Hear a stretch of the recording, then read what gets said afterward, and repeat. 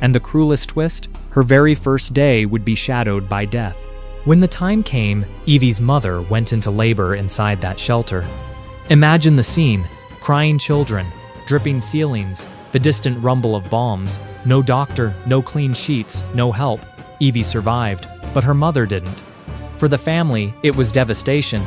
Do you celebrate a new life, or mourn the one that was just lost?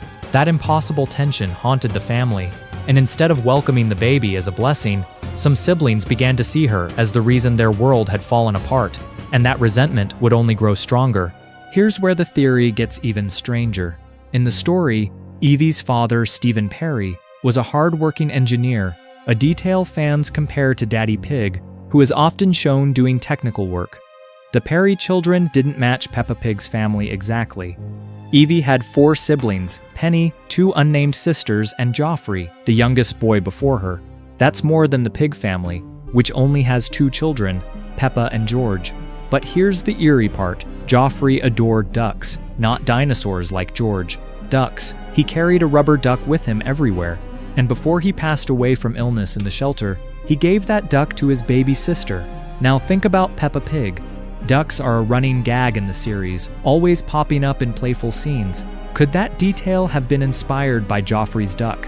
Some fans believe it might be more than coincidence, but while the cartoon turned ducks into a silly, cheerful motif, the real story, if true, ended far darker. But Evie's presence only deepened the rift in the family.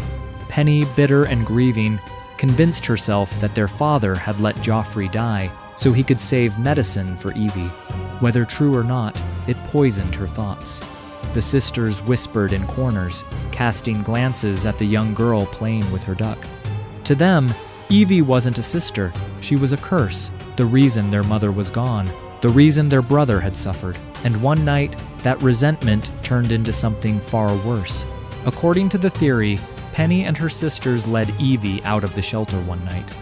Imagine it, a child no older than 6, skipping along with her sisters, unaware of the danger. They walked through bombed-out streets, crumbling buildings still smoldering from raids, until they reached a lake.